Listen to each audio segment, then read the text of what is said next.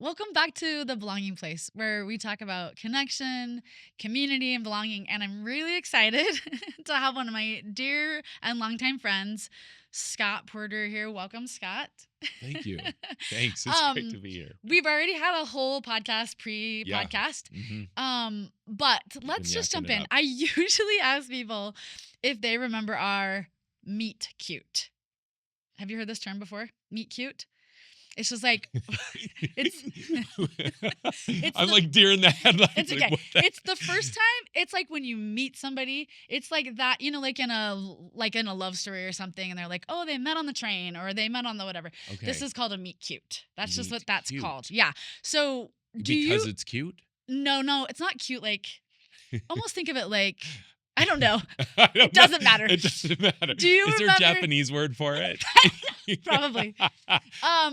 And I didn't learn that until a few years ago. But like this is what this is called. A meet cute. Okay. But like, do you remember our meet cute? Should I? Was it cute? No. What I mean, don't the remember. cuteness So isn't part I of always this. ask my friends because especially if You I've been don't friends with them remember. for over a decade, like you, like I don't remember. You don't? No. Literally. No. Okay. Well, then let's move on to the next question. You don't know. So you're saying I don't know. No, I don't know. Okay. Wait, But I we just feel can like go- I've kind of always known you Okay. in or known of you We can in go circles. back to at and- least 10 because we're in what year of Churros for Change? Yeah. What year are We're we? Like 10? We've been in Okay. business for 9 years. So. Okay, so that at least that. Yeah. But I knew you No, before that. yeah, Maybe yeah, back yeah. to LA.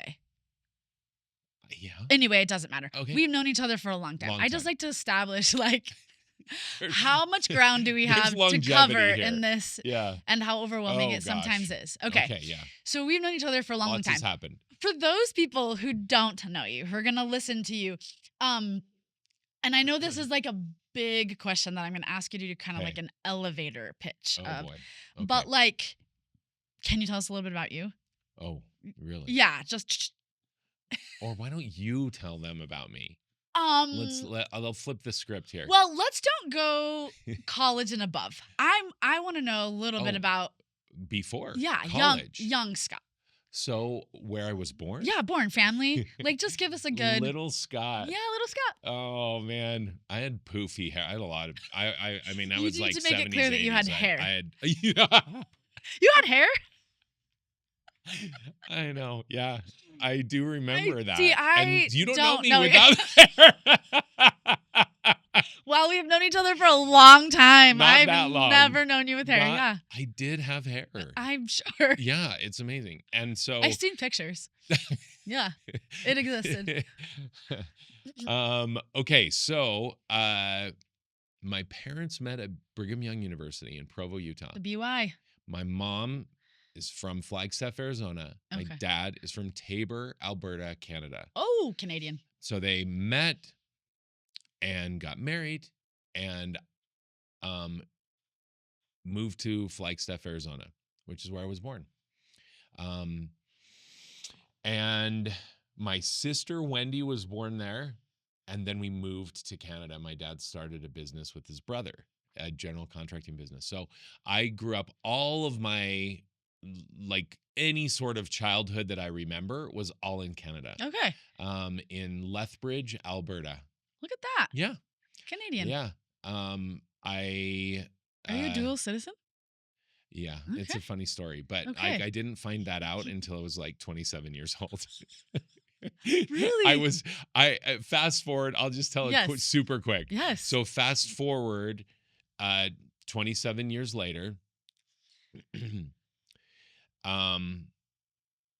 Actually, I'll get to that story Okay, perfect. because there's other pieces that you may need to know. So at 13, we moved to the United States, Okay. but all of my siblings were born in Canada.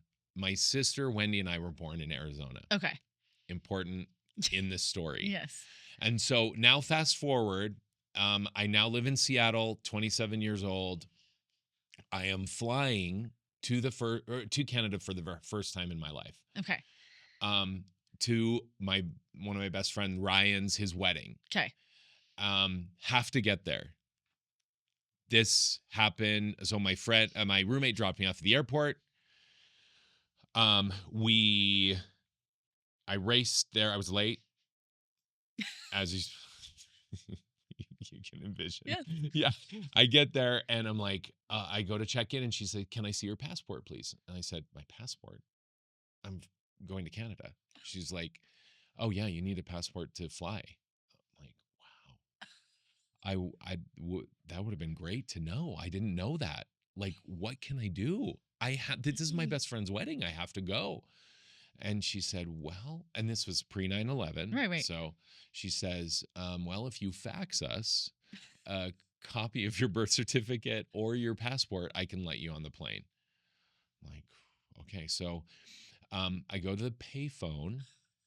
Remember those? I love this. Yes. It's like Of course I do. it's like Of a course I do. blast from the past. Yes. When I tell this We to have my the shared nibblings, my nieces past. and nephews, Yes. they're like, "There's What way do you too many mean? like fax, payphone, call collect." What are you talking about? And remember those Yes. days when you I Yes. didn't have any change. Of course. So I called my mom collect. Also remember those days when you just prayed that someone answered the Of phone. course. That was attached to the wall. Let's be clear. Yeah, exactly. In a booth. Close the door. I'm in a booth. I'm But like, at your parents' house, call I mean, collect. people don't know. They can't visualize. Like the phone is attached to the, so it's not like if they're home, but if they're home and can hear it attached to the wall. Yeah, Where you have totally, it. Or totally. And it was maybe you have the midday. handheld ones Yeah, that walk around. Maybe. Yeah. Maybe. Okay. Yeah. Depending on the time of the story. So I call collect. I'm like, "Mom," and miracle, she answered the phone. Okay. "Mom, I don't have time to explain, but I'm going to Ryan's wedding. They say I need my passport to get on the plane." And she says, "Well, just no big deal." She's like, "Well, just tell him you're Canadian." And I'm like, "But Mom, I'm not." She says, "Yes, you are." "Mom, I was born in Arizona." And she's like, "Yeah, I know. I was there." I'm American. "What are you talking about? I'm American." And she's like, "No, all of you are dual citizens. I did all the paperwork for you to be I'm like, You just "I found out am you're Canadian. 27 years old. That is wild, actually. Why are you telling me for the first time in my life that I'm Canadian? I don't even know who I am anymore. That's I'm like, full what a on gift. identity crisis Yeah. in this telephone booth." And I'm like, "Okay, well, can we talk about this later? Because I don't I have to go to the even wedding. know who I am, but I got to go to this wedding. Can you fax this?" And so she had my birth certificate. And you had a fax machine at your And house. we had Yeah, a fax okay. machine. I mean, seriously, it's just like the weirdest. And so I go back up to the You're like, I'm Canadian. I get, "Well, turns out I'm Canadian." And she's like, "Huh?" I'm like, "I know. I don't understand, but check your fax machine." So she let me on the plane. I went to the wedding and And while you were there, were you just like, I'm Canadian, I'm Canadian, I'm Canadian? yeah. It does feel, it's such a Canadians are the nicest huge, people on the I mean, planet. it's like the biggest part of our family, or one of the biggest things. So you're all dual citizens. Vicky's a dual citizen? Yeah. Okay. Well, she was born in Canada. Oh, that's right. She can't be the president of the United States. You have to be born in America. Oh, okay. Dang. She'd be a her great presidential president. aspirations. I know. Okay, so you're one of how many kids? There are 6 of us. And what number are you? What would you guess? I kind of gave it away. I think you're 3. Second. You're not first because you said Wendy. I am the oldest. You're the oldest? Yeah. We have this. Why do I sound like I don't know this about you? This is funny because we share this in common. I'm the oldest of 8, and you're the oldest of 6. Okay. Yeah. And so, a happy childhood? Oh yeah, amazing. I had I watched Stranger Things minus Vecna and the Upside Down. Like, that was my childhood. It's just this like is gonna video be game, like okay. Like going out on our bikes, dirt hills, like building forts, Creativity, outdoors. Oh yeah, Yeah. like nonstop. And my friends had farms. And so we went out on like sleepovers and farms, and I mean, it was the best. We had the greatest group of friends and families that like we all. Oh, it was devastating for me to leave. Okay. Because I was 13 years old. I was just starting to like come into like all the fun years. You Totally. know, like not that you the youth, but like as Your teenagers, where you're formative like years is what we formative, call it. as Yeah, yeah. is the better way to put it. Like, Yeah, I don't know what it's like to be that, but I moved the summer before my senior year of high school okay, oh wow, from Oregon. yeah, We're yeah, both Pacific North lovers, Pacific Northwest, and came to Utah, which was, I mean, Portland, very different Utah. culturally, yeah, Yeah, no, yeah. like Well, and we night and moved day. to St. George, very different Very culturally, different. Yeah. yeah. Okay, so pretty like idealistic like childhood. I'm sure there's things, but your parents. Tell me about your Amazing, relationship with your parents yeah. growing up. I mean, awesome.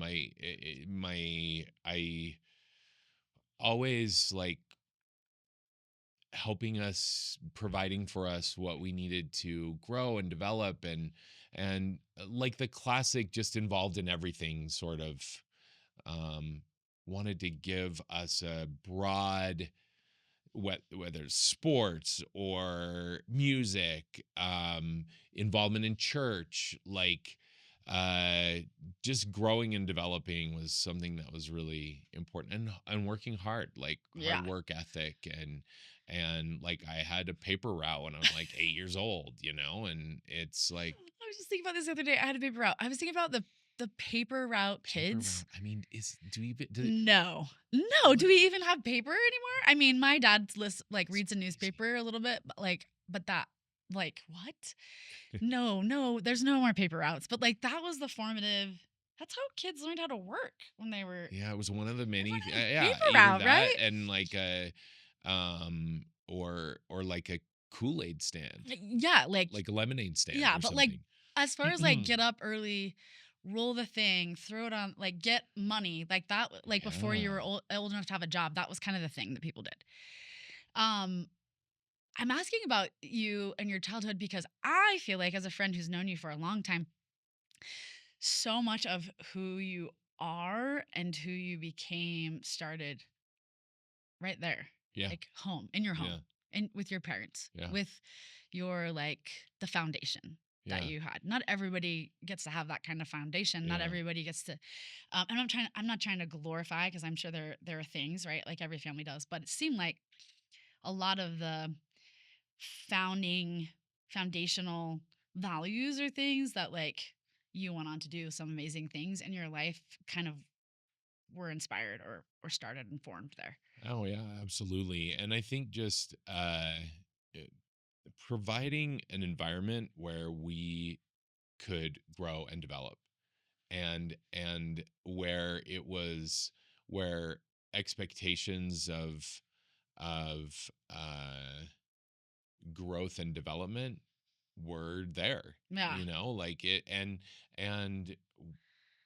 it was awesome. I had an awesome childhood. Okay, so I mean this podcast would be like 10 years long if we like went through your whole life. So we're just going to skip. I wanted to know a little bit about. So, if you gave me the elevator pitch like small bio, right? You go to college, you study Yeah, public relations. first I call it first college, second college, third college, whatever you have. Okay. First Yeah, college, public relations. yeah, Second college. undergrad. Yeah, and then I had got an MBA at Brigham Young Wait, University, you got a master's first. and then, well, I Oh no. concurrently Concurrent. Okay. got an MBA and master's in Spanish as Okay. well. Served an LDS mission. Hmm. Where did you serve? Mexico. Mexico. Okay. Did you know Spanish before you went to Mexico? No. Okay. I mean, I took I took At high high school school? Spanish Okay. for like But two no. years, Yeah. but Okay. when you surpass that in like 3 days at the missionary training center, where it's like super intensive language learning, I'm like, yeah, no, I didn't know anything about Spanish. I knew I I'm liked tacos. I mean, I want to know how long it took us for you to say I love tacos.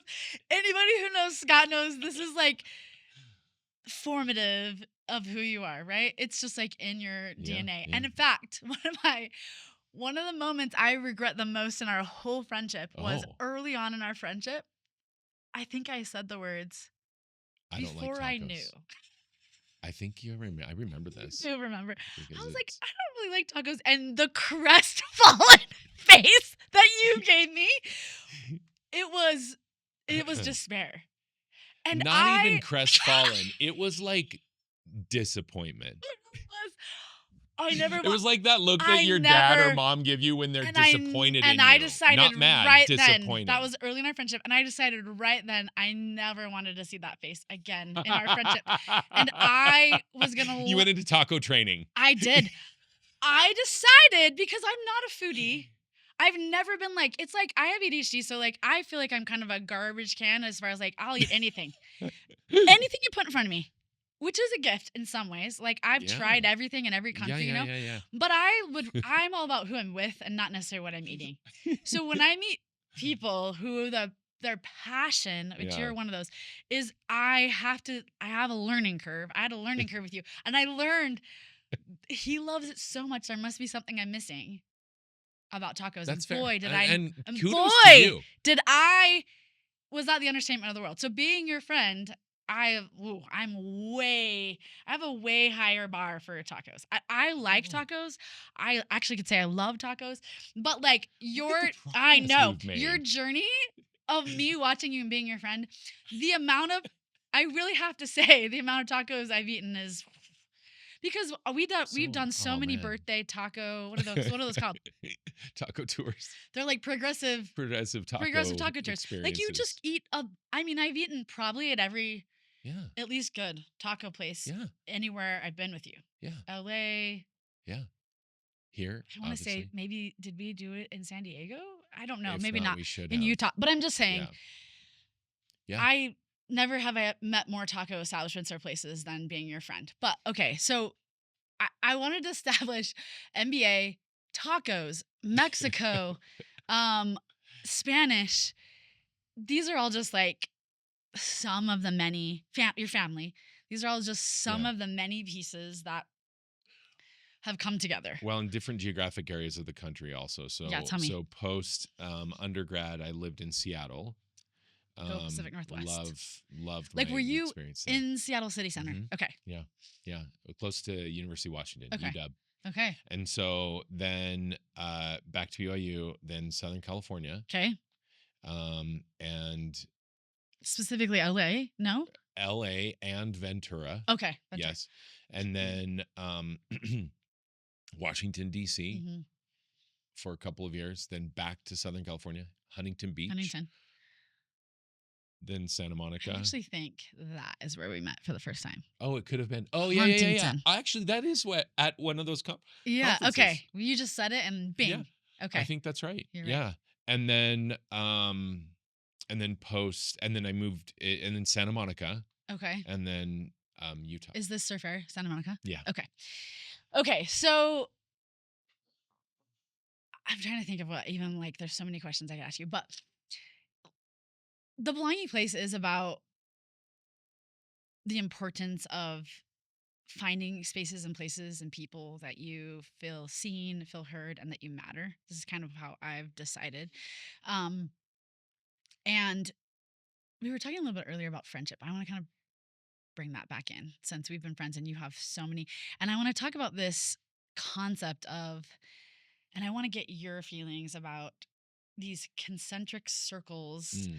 of friends that you made in these different places and maybe I don't know the great question to ask you, but talk to me a little bit about this concept of making and keeping and creating and friends and maybe you didn't know it, maybe you did know it, but like you have spent you're single and you've been single for a long time and you've spent the majority of your life post living with your family making and letting go, making and letting go, making and letting go of friends all over, right? Talk to me about that. Gift, Mm. curse, like blessing, grief. I think absolutely not a curse. For me, there's man, it just like hearing your question just makes me reflect on all these amazing people in my life that have influenced who I am. Yeah. that I love, that and I've received love from them, Yeah.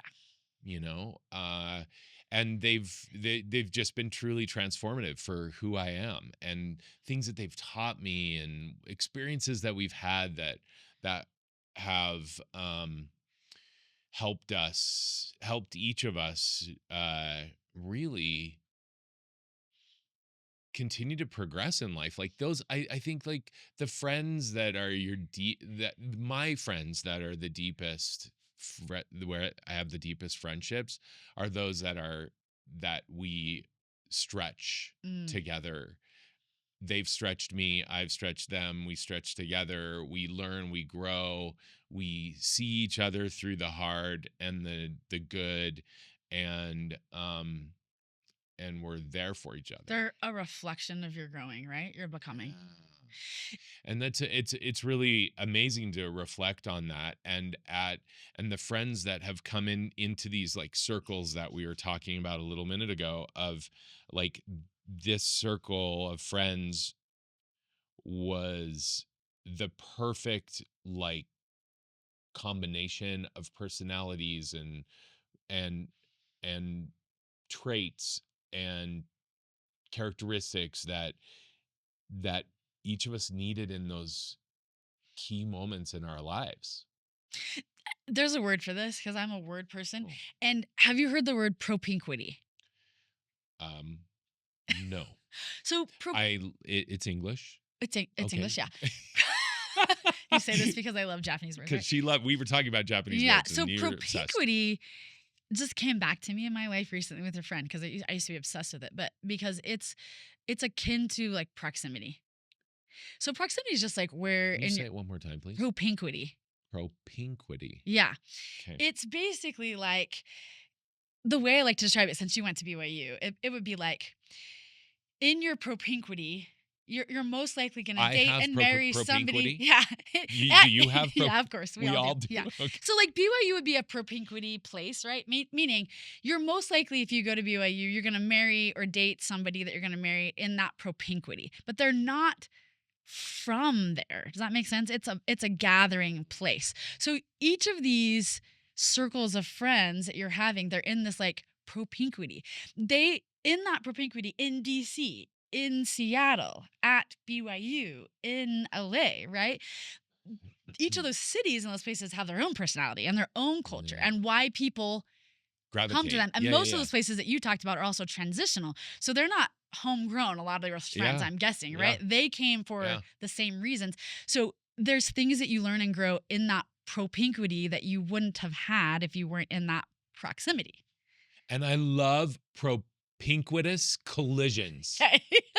Is that Yeah, a thing? yeah, Can you say sure. that? Yeah, of course you can. Can You you just turn said it it. into an adjective? Of course. Tell me what you mean by that though. Like we were talking about this a little bit Yes. before we started, but like where your circles collide in this beautiful like symphony of like what happened with you and Kristen, or like different, where people that mean so much to you in different propinquities Yeah. come together and overlap, and it's like this beautiful Venn diagram, and all of a sudden then they develop because like separately they both mean so much to me in their own unique propinquity, Yes. and like when those come together, it's like, oh, now It's you like know. synergy, right? Now One you plus one know. is Like three. you know me better now because you know these people. Yeah. And You know what I mean? you alluded to this, but tell the audience, what do you mean by, so give us an example. Give the Kristen and me example. Well, I mean, so when you and Kristen met, it was at Churros for Change, Yeah, which is an our event. annual charity Yeah. event that we do for the churro business. And so uh You I had this just moment. honestly Y- couldn't believe that, Yeah. like, that you guys were meeting for the first time, and you guys looked at each other like you didn't know each other, and I'm like, wait, I don't understand. What? You guys have to know each other. You're amazing. You're amazing. Like, meet and just hug and talk and And you'll be be best friends friends. Yeah. for now and forever. And we have. Like, very close, right? It's The awesome. thing One of the things I love about you that I think we have similar in common, I think Malcolm Gladwell calls them mavens. He has, like, different things he talks about how Yeah, people yeah. are, but mavens are people who connect people to other people, and, like, you're such a maven. You love it. I do love it. You It's one of my love favorite things. bringing people together, and I even if they're love not it. in different propinquities, even if they're, like, in business, you're like, "Oh, meet this person," or if it's in a text, right? Like, it's not even in person, you're like, "I know this person," or, I also love doing this, but I feel like I got better at it as of knowing you, like watching Oh, you thanks. and being one of those people that That's you kind. did that a lot with in my life.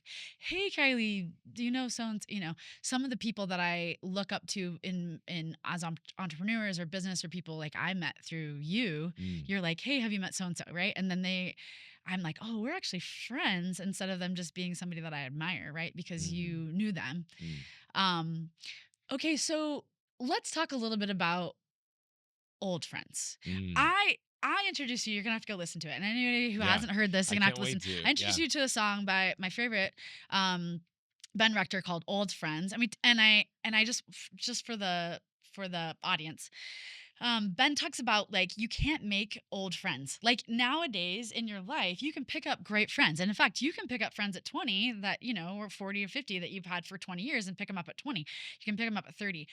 But he talks about this concept of like the friends I have now have never seen my best friend's back porch, or they don't know the Or that fort that we in built yeah, together. the inline skates that I this is one of the things he says because they were rollerblading. Um I know, his best friend, he says, I know his first three girlfriends that he liked ever, right? There's this concept. I love the song so much. I Mm. was sharing with you one of my best friends. I have three best friends, but one of my best friends in my life, I met him when he was 15 and I was 17. We're decades and decades older now, and the things that he knows and is a mirror to me are different than my friends even that I have now, right? Like there's something about people being alongside you in your lived experience over time. I'm not saying that it's better or worse than friends that you pick up along the way, but what are your thoughts about old friends versus new friends versus friends that we make along the way? I wonder if you Oh, yeah. I mean, it's like the richness, that's the word that comes to mind. The richness and depth of old friends is invaluable. yeah. Invaluable. I mean, and What uh, when you say that though, I'm gonna dig just because this is what I do. What do you mean by that? What do you get from that? How does it inform your life? Does it inform your life? 100%. I mean, what's the quote? That's like you're a accumulation of the five people you spend the most time with, um, and I think that has a reflection or some sort of old friends are implicated in that, Mm, in the sense of like you've spent a great amount of time with them, maybe even not necessarily recently, but when you go back, I think there's some that foundational character building stuff that happens with old friends. And for good or bad, like they could be traumatic right. experiences. They could be awful experiences. They could be the most wonderful, the most joyful experiences. But Awkward. I mean, the longer you whatever have a those friend, the are, more they've seen you develop, right?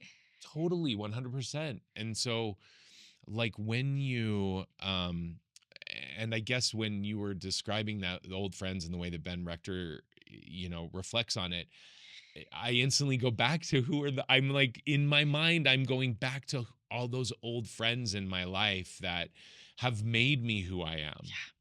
Like I think about like Ryan and Chad. We Yes, I was were like, like, please give me some names. Shout them out. they were like, my freshman year, such an important, formative, probably the absolute most fun year of my life. Still, Okay. like concentrated amount of fun Okay. in 8 months.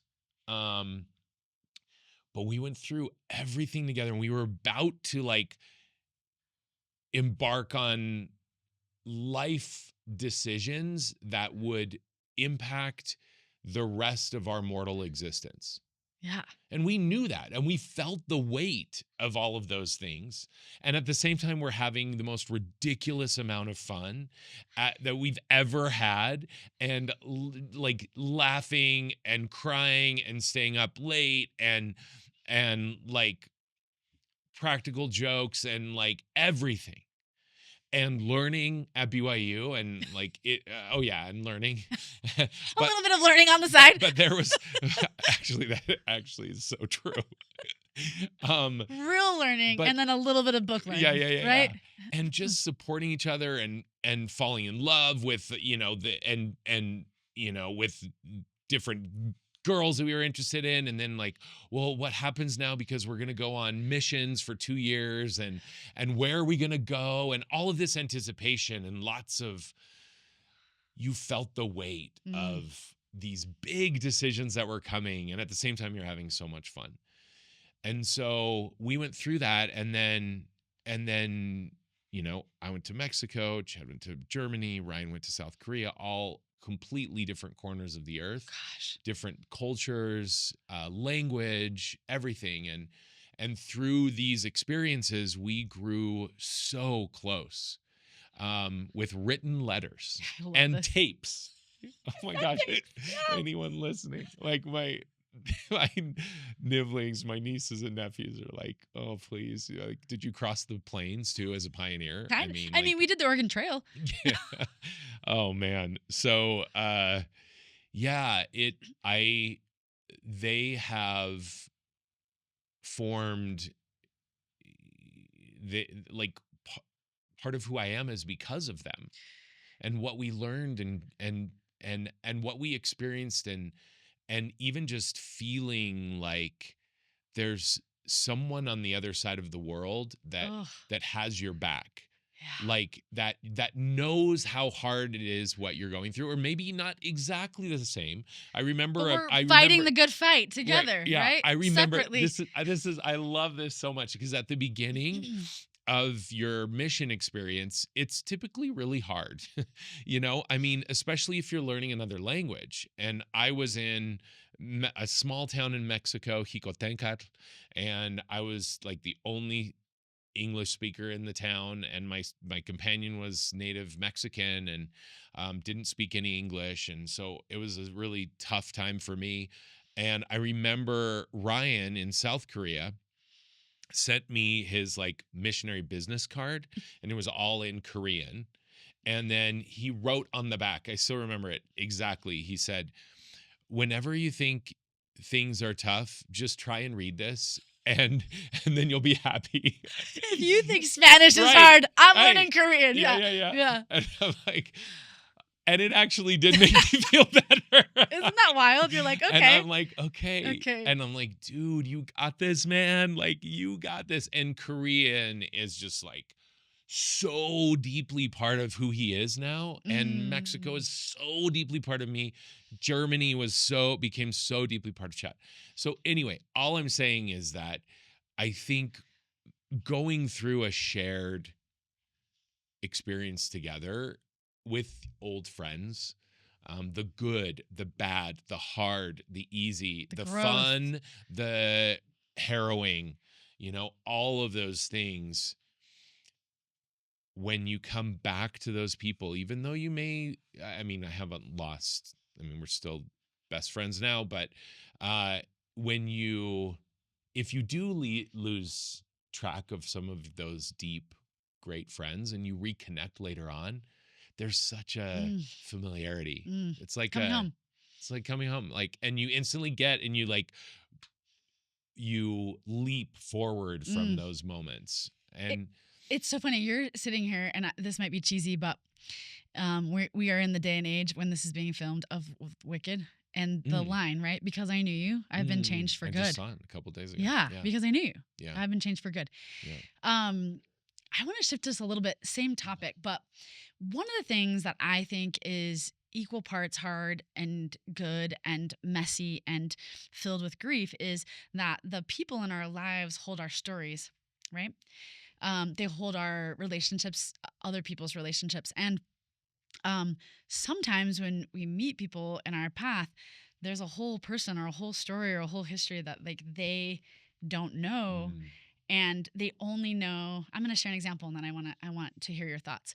So my my little brother died when I was 19 and he was 15, and my little baby sister, she was only 1. But in my family, we watched a lot of family home videos, and we talked a lot about stories. And I remember years later in her life, she's maybe 6, 7, or 8. Mm. She's in the conversation with the family talking about Did my you brother. just work in 6-7 into the Yeah, conversation? 6, 7. You really did Yeah, that. the kids No, love it. I know. Okay. The kids. I I didn't do that on purpose. You just but like I just the did it. virality of this is like, oh, I'm the glad you kids are noticed because gonna I go didn't even nuts. try.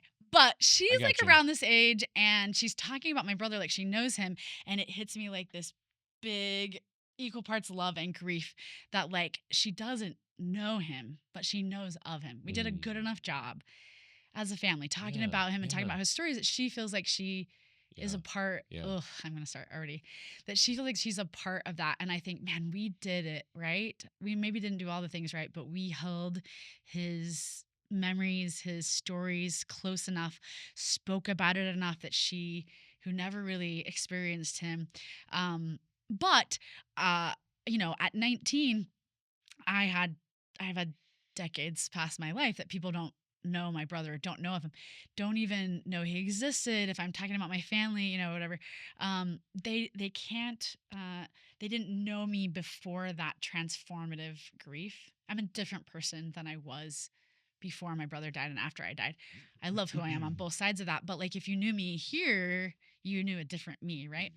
And then along comes a mutual friend of ours, and her name is Elise. She's in New York right now. I love her. She's been on the podcast, but I had forgotten this because Elise is enough younger than me that when I had Elise on this podcast, she reminded me that she knew my brother.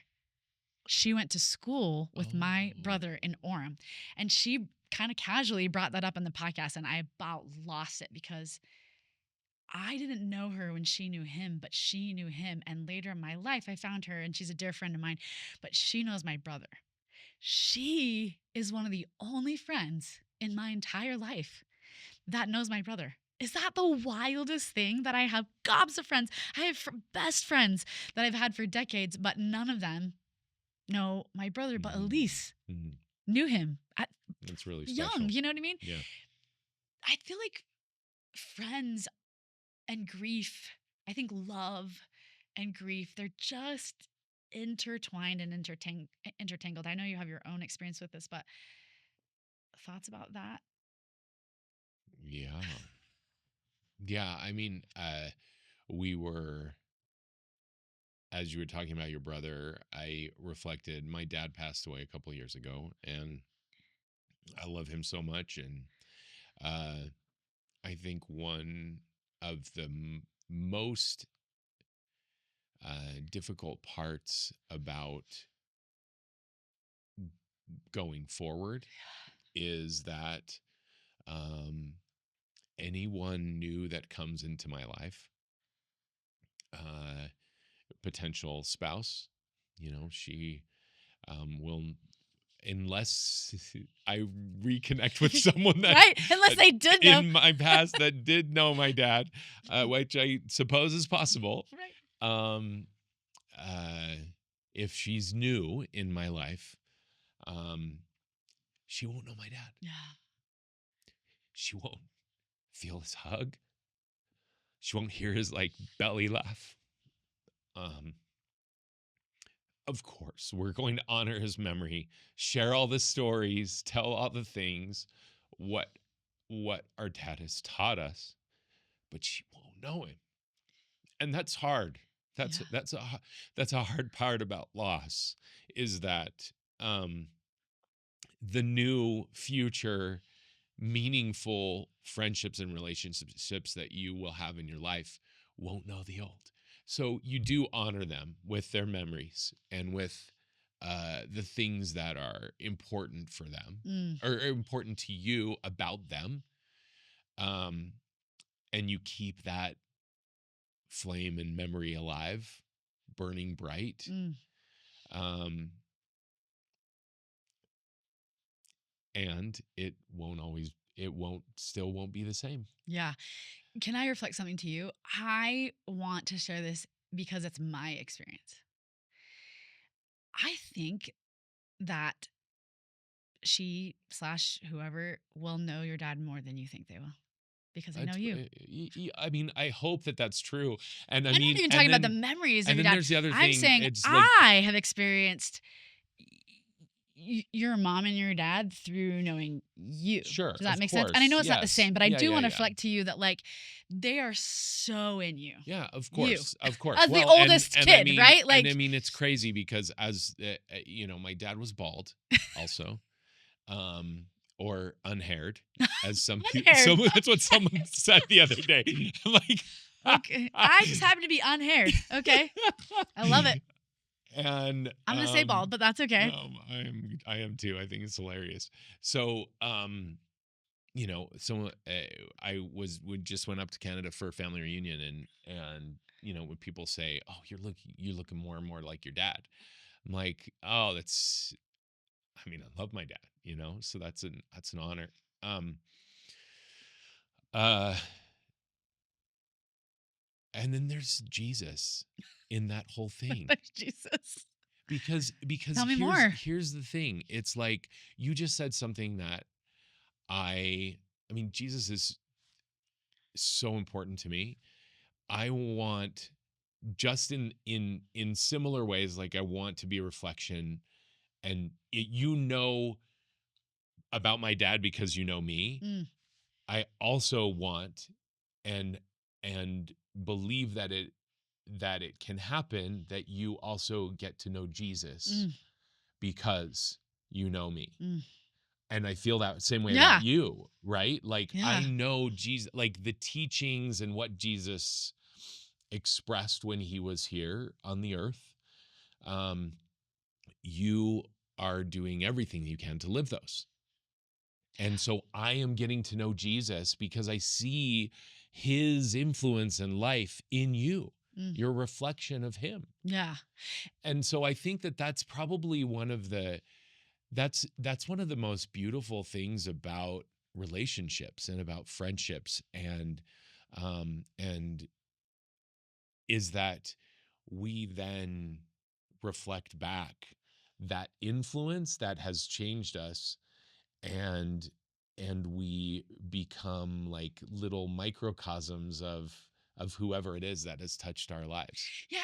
And in my particular belief as a Christian and your particular beliefs as a Christian in faith, like I have lots of friends of lots of different faiths, and I have friends who don't believe in faith at all, right? Like, but there is something pretty like kind of like you talked about your friends on their missions. There is something kind of remarkable about people, particularly that are walking a similar path you single in life that are like keeping the faith, I guess we would say, and like sort of looking around and being like, okay, when you're in the mission, you're like, all right, we're doing the thing, and you're like looking at people, and they're like, oh, you're doing the thing.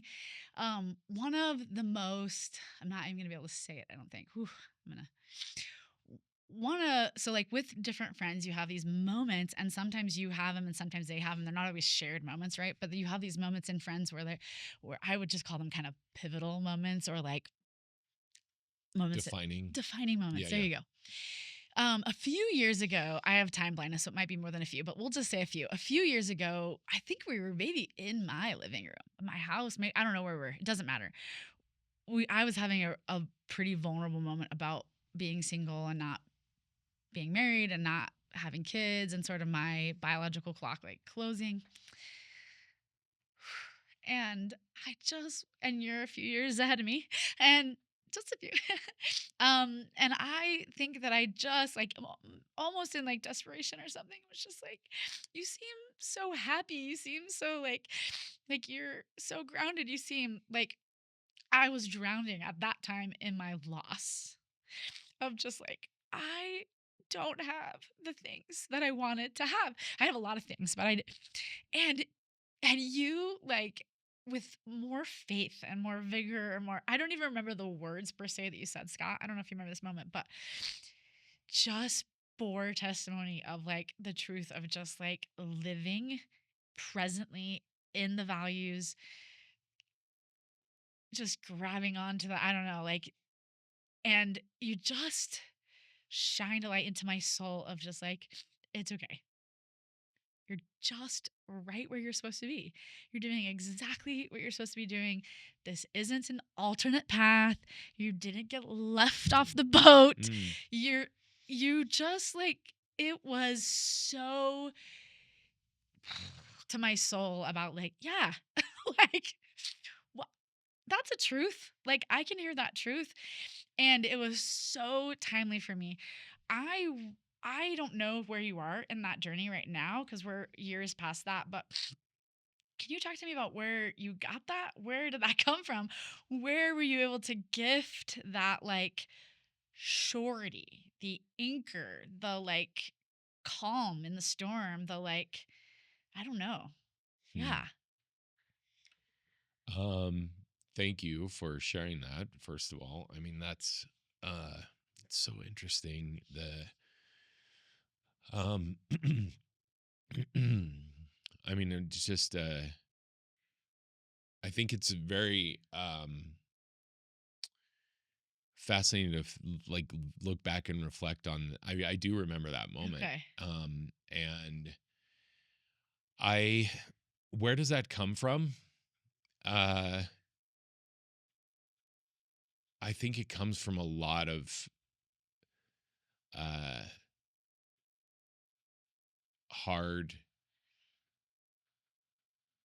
deep reflection, work, remembrance, um, mental, spiritual, everything,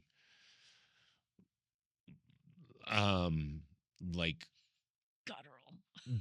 yeah, gutting experiences that and loneliness and heartache and heartbreak and sadness and depression and like all of that is real and I feel that. And so for me to have you share that that was light is so interesting and awesome. I think that's the miracle of progression and development and growth is that sometimes when we feel like gutted, um and somewhere in there we find like a little light or a spark or some remembrance. I truly believe that that is God's influence. It's like a, a Holy Spirit that comes and touches our heart, touches our mind, and just reminds us of our divine worth, our divine potential, who we really, really are. Because for whatever reason, we get so caught up in like the things that we aren't or the things that are hard, which is real. I mean, that's the whole thing That's a about living. mortality. That's the point. It's hard, it's difficult. And we know that.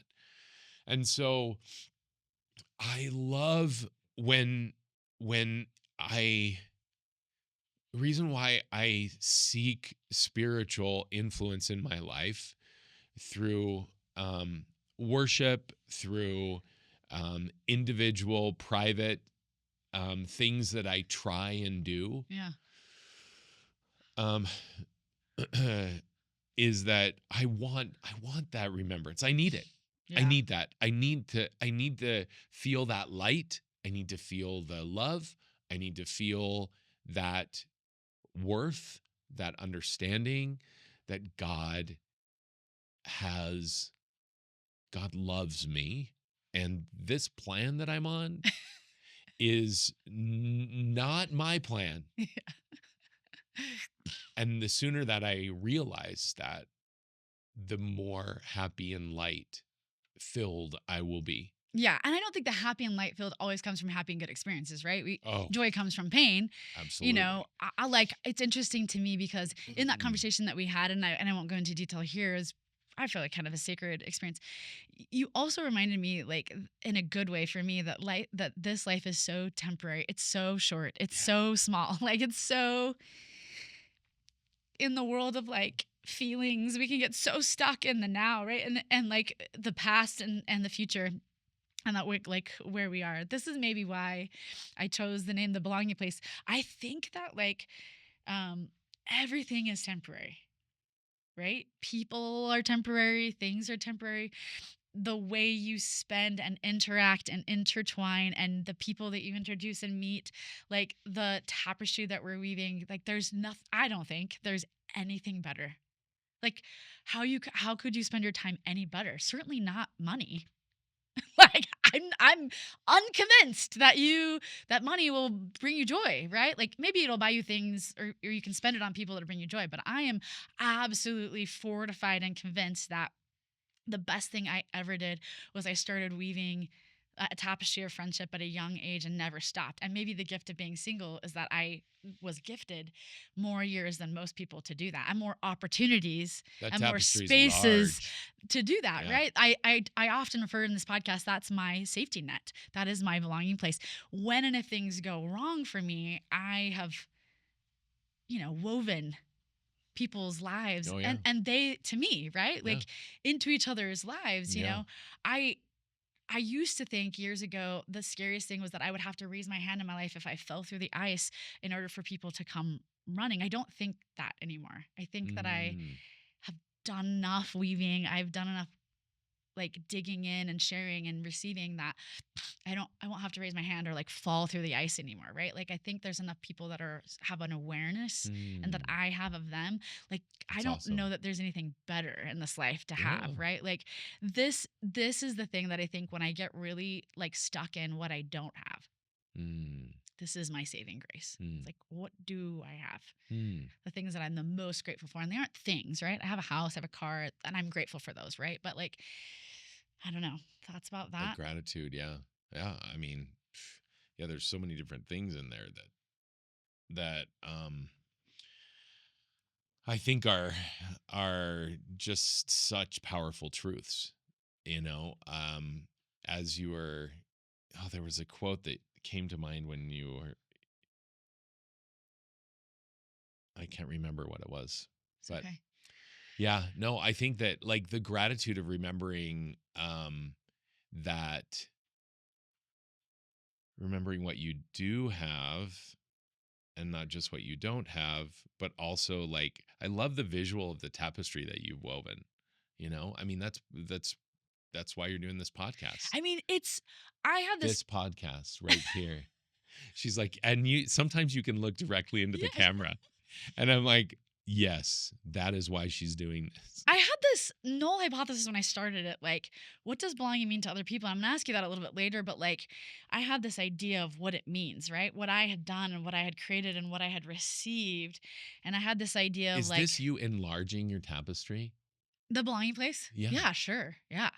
Yeah, like just continuing to like share the strength of your relationships with others Totally. Well, so that then they can be yes, strengthened with the whole and purpose of know that like there's other people out there like that they're struggling or like figuring it out and like let's all just help each other. this. And because I knew that when I started asking people to be on my podcast, that some people would be Mm, like, great. And some people would be like, what what would I what could I offer? Which yeah. happens all the time to people that I know that I was like, what do you mean? Anytime I ask somebody to be on the podcast, most people will say, I don't know, I'm not so and so or so and so. I don't done they talk about what they produced or what they haven't produced. And I'm always saying, but you have a lived story and your story matters. It doesn't matter who's sitting across from me, they have a lived story and that story matters. As I sit with people and Mm, ask them questions as they talk and share, people that listen, it's generative, right? Like mm, people that listen can find themselves in your story, in our becoming, right? I don't think in our arrival, but in our becoming. mm, Um, and my hope is, I mean, I have a really big mission hope, right? Like most people do that when they start something, is that like we are in an epidemic of loneliness. And I figured out earlier than maybe some other people how to make and keep friends and build belonging places. And I don't know that everybody can do that very well. I happen to have a lot of friends that do that well. And I thought, man, I'm so grateful and lucky. Maybe I don't think it's chance. I think it's God.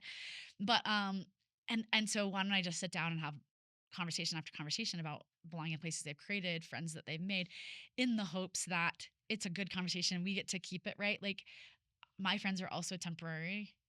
I don't know when they're going to go or not go. I selfishly want to record every single one of them having a conversation with me like this so that I like have it Yeah. forever and Yeah, they have it yeah, forever. yeah. Like honestly, that's one of the takeaways. Just sit. I have these conversations, you know this because you're my friend, everywhere we are, in every corner, on beds, in couches, on kitchen counters. I mean, I have a life filled with conversations that matter. Mm. And I wanted to start having some of them in a setting where other people could like peer in and like listen because I Also feel, get the nourishment from that, yeah, I right? feel Yeah. grateful and I feel lucky and I feel like I need to share that, right? Mm. On that note, like there's a million things we could talk about you. I could brag you up, and I do sometimes like to when we meet friends, just like tell them how awesome you are. Like I'm gonna introduce my friend Scott. You've done some really, really, really remarkable and incredible things, and you're still doing remarkable, incredible things. What I want to ask you, this is a big question, Scott, so you can go wherever you want, but you have started or co-founded multiple I don't even want to call them companies, organizations, things, entrepreneur, serial entrepreneur. You got an MBA. You teach at BYU. You take CEOs and like some really incredible people on these trips to Mexico on leadership trips. You have traveled the world with people. You like have sat in rooms with some incredibly wealthy, and I say that in education and money. y- you've had a front row seat to what some people might call failing forward. Mm. Maybe just failing, but also failing forward. When you look around, um, what are some of the principles you've gathered? What are some of the principles you can share? Now, I know you teach a leadership course and stuff, so you've had some time in your life where I wouldn't have asked this general question to sort of gather some of your most important, valuable leadership Mm. things. So if you want to lean back on that, you can. But I kind of selfishly want just for you to share Mm. with us on this podcast, like nobody can earn and learn what you did over time, but if you could synthesize some of Oh them gosh. and you could say, here's some of the things I learned, or maybe some things that you threw away. I thought this was true. And as I've lived my life, I've learned not so much true. I don't know. Yeah. I'm going to leave that at a pretty open ended, but So there was a year in between things, in between Surf Air and what I'm doing now, where I was working on a bunch of different projects. It was a very introspective year, very like soul searching.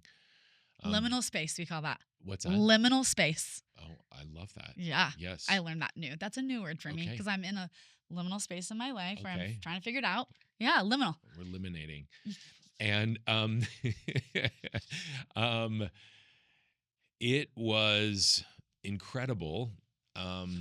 During this time, I part of the one of the organizations I uh, worked with was Singular Humanitarian, and we happened to have 3 international humanitarian service expeditions this year, 2014, and there was one other friend that did all 3 of them with me. We didn't like design it like that way. It just kind of happened. Lance Kammer, dear friend.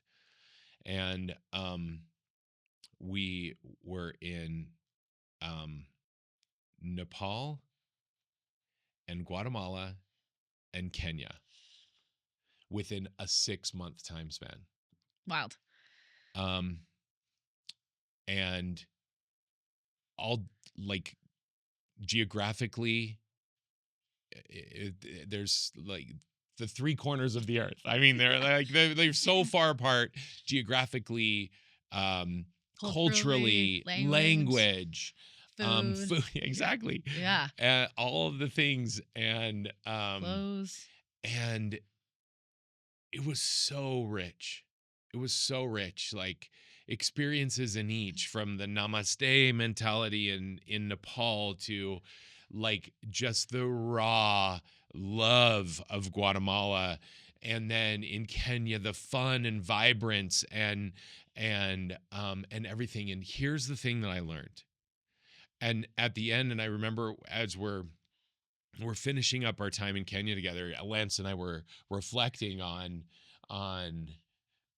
the amazing experiences that we had in each of these very different places and with very different people. Um, and for me, what it boiled down to was this, is that despite the fact that we think we're so different from each other, and there are dramatic differences sometimes, like we said, language, food, you know what you religion, also, like belief systems, um, structure, things we have, things we don't have, development Economic. of the country, like infrastructure, resources, all of those things, different everywhere. But the biggest thing that I learned that year is that we actually are way more similar Mm, amen. than we're different. And what we noticed, especially in places where we couldn't always speak the language, is that that becomes so much more real. The similarities that you have, the shared human experience that you have, because it's like when someone falls down, it's funny. Like when you cut, you bleed. When you say goodbye, you it you miss them, it hurts. You don't want to say goodbye, like despite the fact that you may not even speak the language or have an even understanding of who each other is. But the love that you can share, and we are so much, we all need love. Mm, We all need someone uh to care about us. We all need to feel valued and important.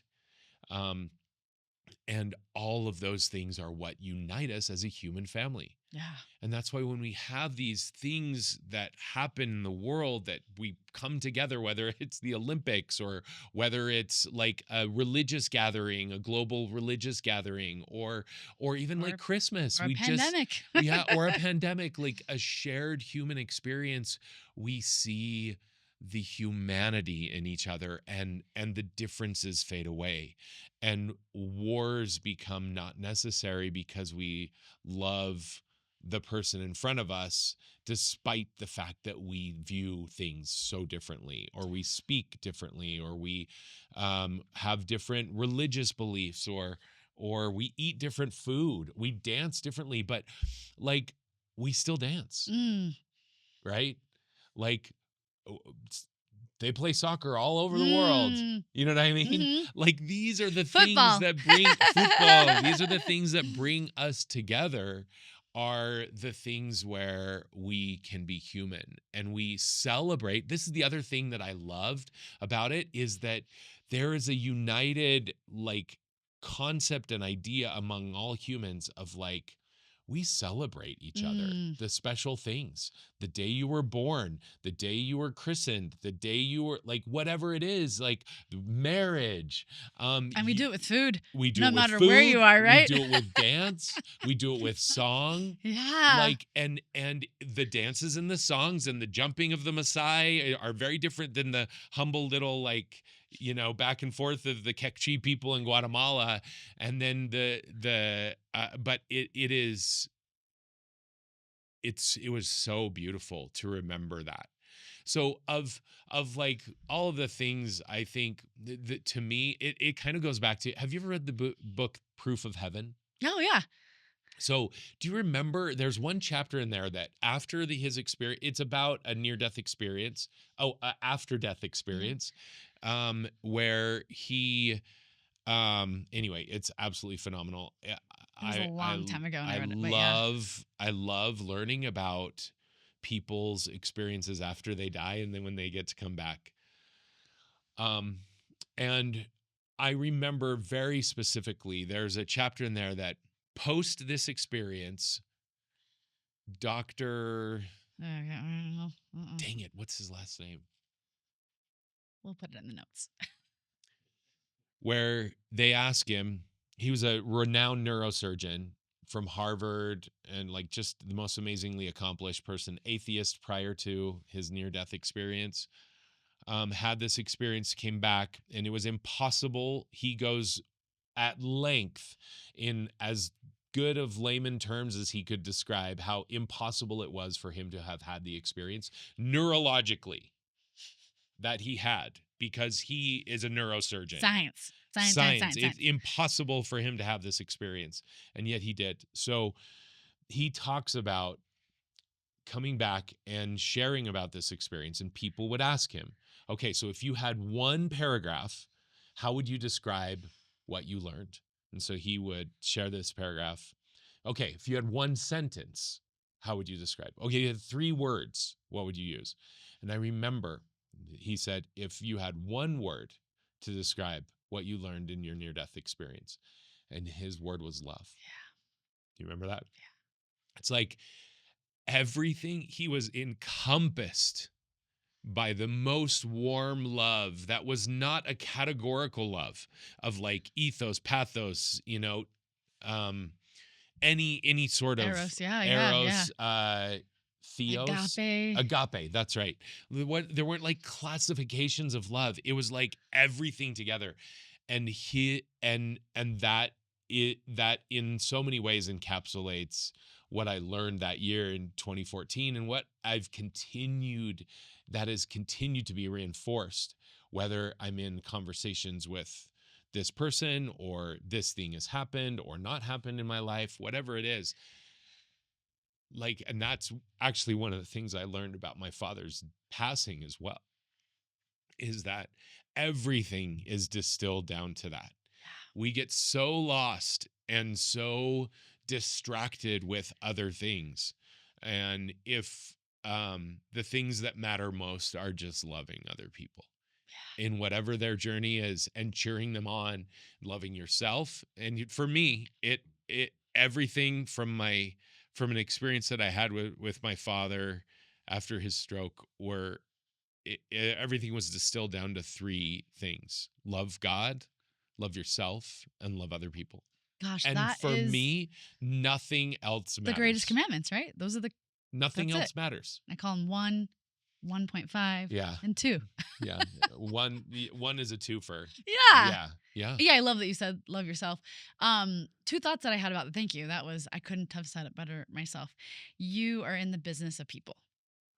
I am. Yeah, Absolutely. you have been in business your whole life almost, but you have always been in the business of people. It's what attracts people to you. It's what keeps friends, I think, in your life. It's why I love you. There's lots of things to admire and like so about you, nice. but it's like how you interact with people and how you treat people and how people feel when they're around you. That is the lasting impact that you have, and you've worked really hard to create that environment and to do that and to be that. The other thought I had was, this is a term that I learned from Arbinger, and I love Arbingers. but you said the word over and over and over, and it was so loud in my head because I love this term. But you said the word "we" over and over and over and over, and they have this idea. Well, that other people, lots of people have this idea of we. That life is about we, right? Like, we are going to, if there's a problem, you're not the problem and I'm not the problem. The problem is outside of us. We are going to figure it out, right? As humans, like, we're going to find the collective good. Yeah. We're going to not focus on the flaws, but like we're going to learn from each other and we're going to like figure it out, right? We're going to move forward. I have a couple more questions for you. One of those questions, we're sort of in this space where we're talking about belonging places. We're talking about building wells. I talk about building wells, Scott, because I think about back in the day and in the scriptures, like this was the place, the gathering place. This is where the water was. This is where the romances happened, right? In your life, where are the wells now? Yeah. Amen. I mean, part of why I want to do the belonging place is to help encourage people to, as Blake Mikowski would say, start something that matters or build a well, right? Like, and where you are that solves a problem, don't reinvent something someone's already solving, but that solves a problem that you can do. Like, this is what I call the idea of building a well. Or find somebody else's well and join the well, right? Like if you're feeling lonely, like you can either start something or you can join something, but like do something, right? On either side of that. Sometimes people are producers and sometimes people need to be receivers. But in this concept of like building a well or being received in a well, you've had lots of opportunities to do this. And I'm curious about like any thoughts you would give to people about how to do it well and maybe like things to How pitfalls to to well. how to well or pitfalls to avoid, right? You've done enough companies that have succeeded and some that have not done so well and stuff. You have had your own set. You've been a teacher, you've gone on tours, you've done things. What thoughts would you give to people that are out there that are kind of like, I don't know. I'm lonely. I don't know what it means to have a belonging place. You guys are talking about these things, but I don't know how to do it. Yeah. What have you learned or what have you done? Can you break it down a little bit for us? Oh man. Well, first of all, I think that I love the concept of the well as this place where everything like goes down. Like this Yeah. is where it happens. This is where it This is goes it. down. This is what I'm saying. Build a well. Like I instantly, I'm obsessed with The Chosen, and I instantly think about where Jesus did his first, or one of his first, where he made himself known was at a well, The woman at the well. right? Yeah. And a woman that didn't belong, right? Like of any of the women to show himself to proclaim himself as the Son of God, as the Messiah. It was to someone that was probably more culturally outcast than anyone else. Even today would be. We're not talking just like biblical times, right? Yeah. We're saying today. Her outcastness has stood the test of time. Yes. Yeah. Right? And so I just think that it's so powerful. I think it's so powerful. So I think one of the things that I would answer to Yeah. your question is, like you kind of described it as, either you start a well or you find a well and you help improve that well.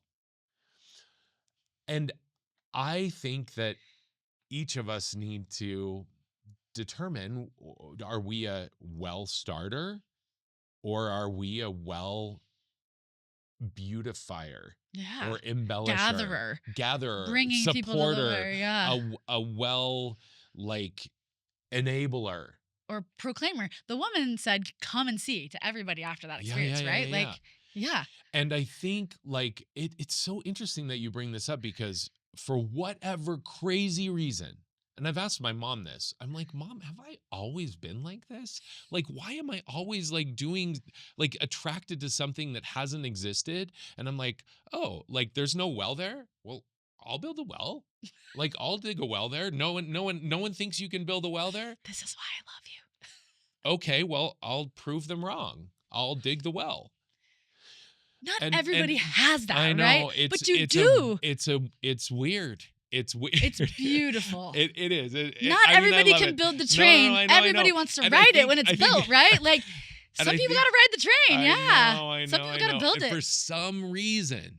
And I'm like, have I always been like this? And it turns out I have. And I don't know. I think some of that is possibly learned from both my parents, like seeing that modeled. Like my dad started his own business, and I think some of that, and it came from that. And my mom has always like brought up these ideas like, well, you never know.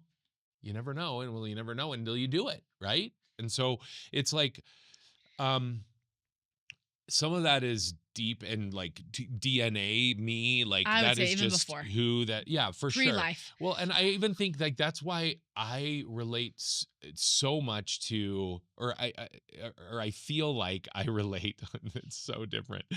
Backtrack that. So I feel like I relate to a Joseph Smith or a Brigham Young in different ways, because both of them started something from scratch and faced enormous like opposition, but they had different roles. Like Joseph Smith is like starting something and like revolutionary, and Brigham Young like went into the nothing, literally, with thousands and thousands of people, obviously God is leading that charge. But like, okay, well, Just let's in the literally speak in the about build a desert, well. in the desert, let's build a well. This is the place. This is And everyone's the like, right could place, it Scott. not? Yeah, this is the right place. And I'm just thinking, man, why couldn't he keep going down to Malibu? Like, why? You know what I mean? Like, can you imagine The desert. BYU where Pepperdine is? It's just like, oh, please, it'd be amazing. But no, it was here.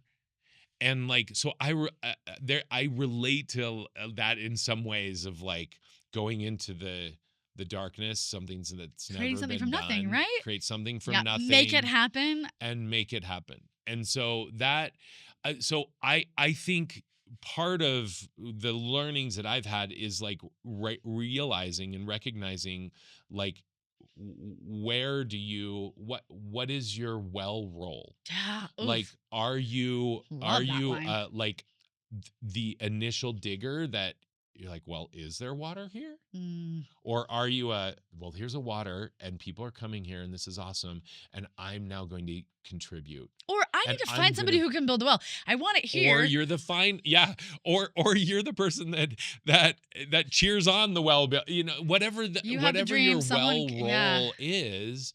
I think that's to me that's what religion is. That's Mm. what organized religion is. It's like a bunch of well builders coming together, or well-minded people Mm. coming together and saying, okay, well, how can I help? Mm. What can I do?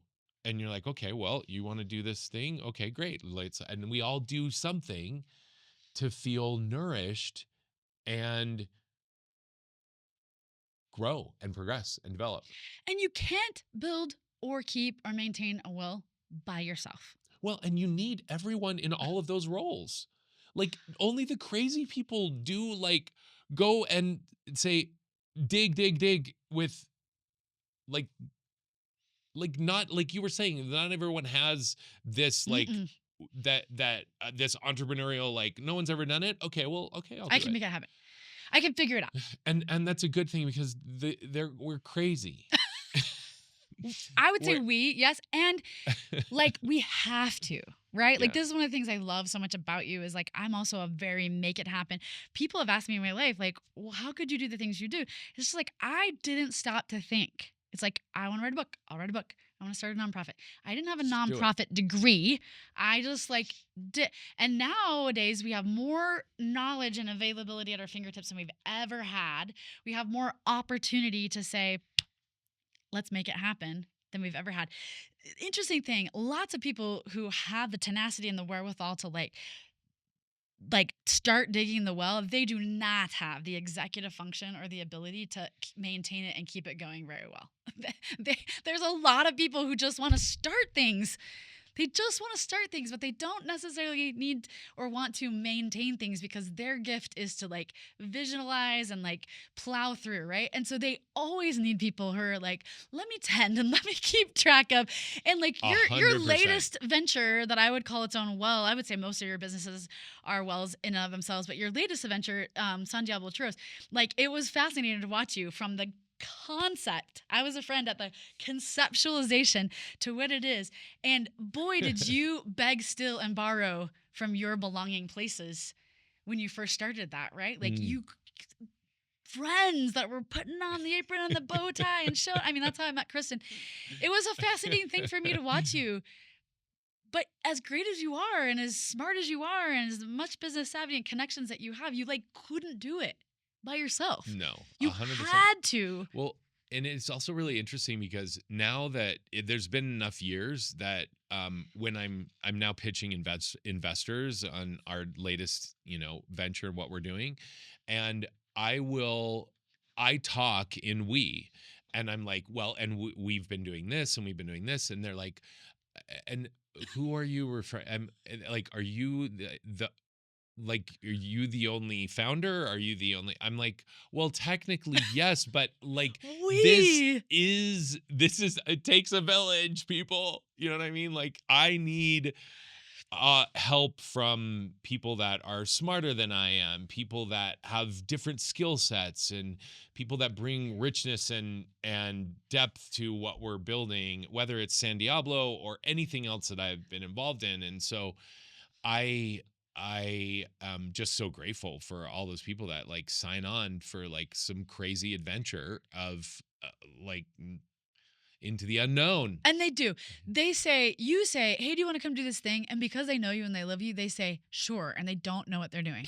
And then they go to events or they do things and they meet people, whether they're working with them or other people. And this is the thing that I love about Wells, Mm, belonging places, mm, is that they cannot but help but be generative. mm. Right? Like you create a space and you bring people to that space and people are inspired by that space. We hope that they go build their own, Yeah. either physical or conceptual. It doesn't Yeah. matter to me, or Yeah. emotional or whatever belonging place. They're like, if he can do it, certainly I can do it. This is what I hope people can hear, Mm. right? Like Well, and wells give life. Like that is the sustaining. purpose. Yeah. It because you can actually sustain life on water alone for a long, long, long, long time. But the gathering of the But people is what yeah. the water is great, but like the relationships that happen, this is why I chose well as like for my belonging place thing, is that like the romances, the like, of course Jesus, the teachings, the like but also like in lots of Well, that's where you countries, like catch up, right? Because this often, is I where mean, you if all catch these up. people are coming, like I actually, it's funny on that trip that in 2014 in Nepal, they have, um, it's not a well, but it was a spigot, Yes. and all of the women in the community That's what I would was gonna say. go and carry these beautiful um, water cisterns Yeah. on their Yeah. Yeah. shoulders. And this one I got, it was all like banged up. It's copper, it's beautiful. I like searched the whole village for this woman that would trade with me, and we did, and I brought it, and it sits in my living room because it's interesting, like to me, that symbol of everyone coming together. This is where you catch up, you like get back on the, like, how was your day yesterday, like what's going on, like it's a daily A sense of purpose, of belonging, gathering like and yeah, and some people have caring for each other. the role of their day every day is to come. Yeah, and you like, if I could reflect what I see sometimes Mm. to break some things down, I think some of the things you do as a well builder, because you have this, it's tenacious, it's like It's visionary, it's probably annoying to some no, people, I, why but not to me? but it's also, um, yeah. Anyway, So I some of think the it's principles that self. I have seen in you, maybe it's because I feel them in me, I feel a reflection of that, but in people that are sort of the well builders versus those who are supporting and those all the other important roles, right? I think you have chosen, Scott, to really activate your agency. Mm, Like this is what I call this. Like mm. everybody has agency, but like I think some people have decided like I don't have to wait around. I don't have to ask God, or I don't have to like get permission. I don't even really have to, you have great education, but I don't have to have the specific education or the thing, or like you are not a baker when you decided to do churros for a change. Like some people would be like, that's wild. Just that concept, right? You were not a pilot when you were working with Surf Air, right? You actually didn't have a nursing degree when you were in the nursing home. So I guess what I want to say is there are a lot of people in life that feel like they have to know it before they do it. Mm. And I would say like you have activated your agency in a way that's like, I see a need, or I see a cause, or I see a thing, and you're just like, I'm going to step forward and make it happen, right? I want to share this because I want to hope to loosen up some people that have to be all in their heads or all in their hearts or all in the books or whatever, to say like everybody has a divine purpose and yours may not exist already. Like you may have something that nobody else has. And like, gosh, what happens if you don't decide to activate your agency, right? Like you Mm. just wait, right? And then for the people who are like, oh, Kylee, I do not want that pressure. I want to be like, not everybody can be this. Not everybody needs to activate their agency to do something. Many people are given the gift to be calm, to be waiting, to be sitting, to be listening, to be supporting, to be like telling everybody else about it, right? There's different roles. One of the other things I've Mm. watched you do over time is that in the pursuit of the business of people, you also have done products. Mm. This is one of the things I want to say to people. I think the greatest people that are successful are in the business of people, not in products. And they 100%. happen to have products that go well because they're in Mhm. the pursuit of people. Yeah. And those people, there's a Japanese term, Mm. Kaizen, Mm. which is that continuous movement. And you can get trained in Kaizen Mhm. from Kyoto. They're actually Syntech that I went and went through them. They're here in Utah. They build little drills that, well, they're really important drills that drill. Anyway, I had a chance to go and like uh take a tour, and they are Kaizen certified. Yeah, yeah.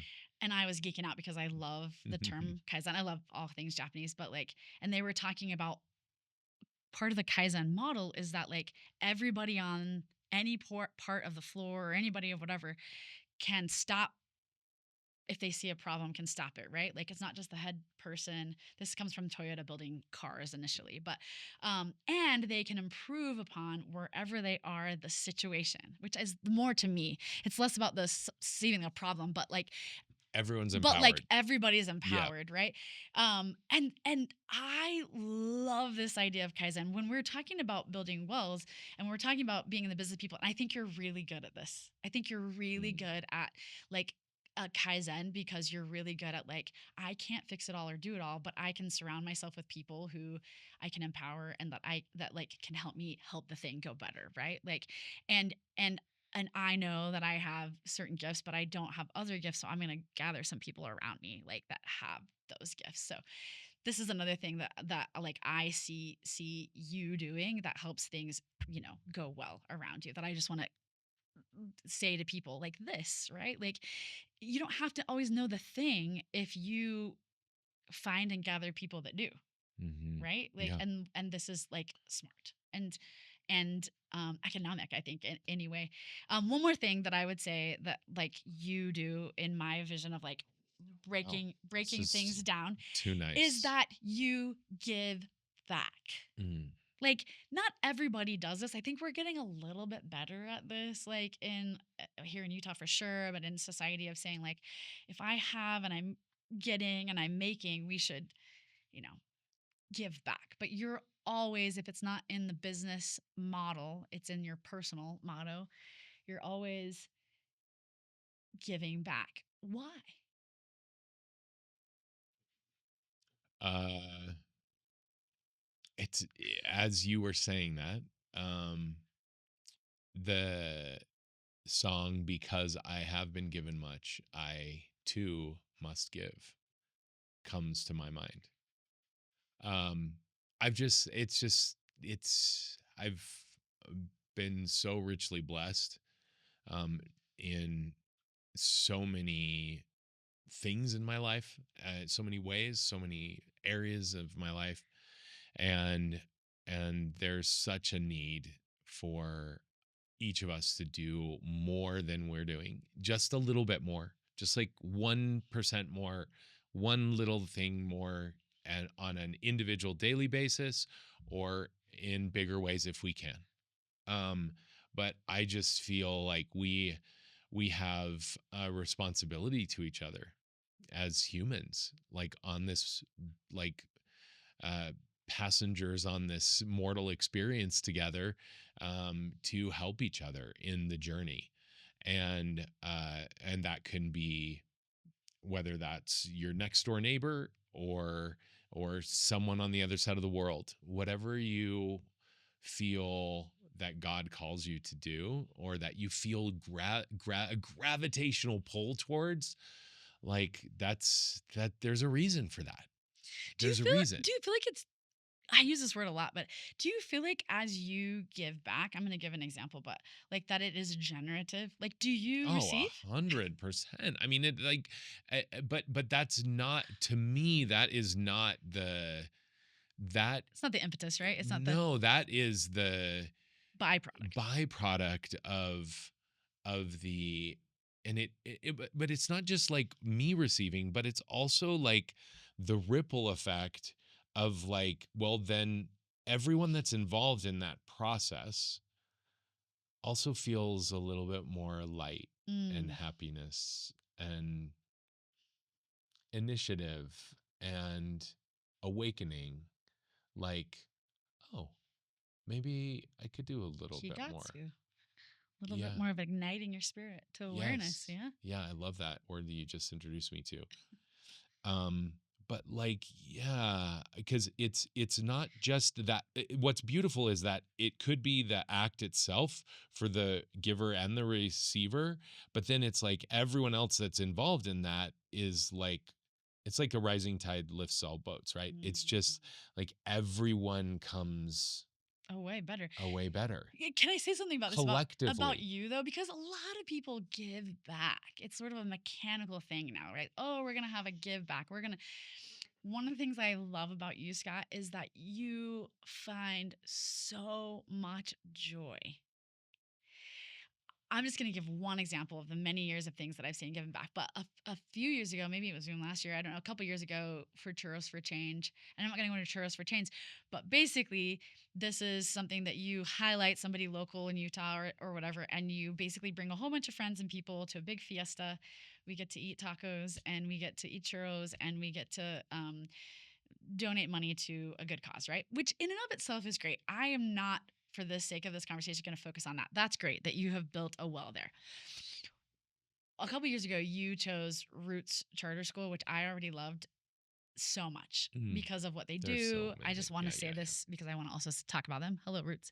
yeah. Yay. Um, Rising and team. I watched you highlight this already incredible organization that's focused on love and alternative ways to like teach, and you created this well that like highlighted Roots, and it was all really generative and good, but the amount of joy that I saw when you were talking, I can't remember his name, but Tyler. Tyler, and just like in the busyness of this party. It's a lot of work. It's a lot of people.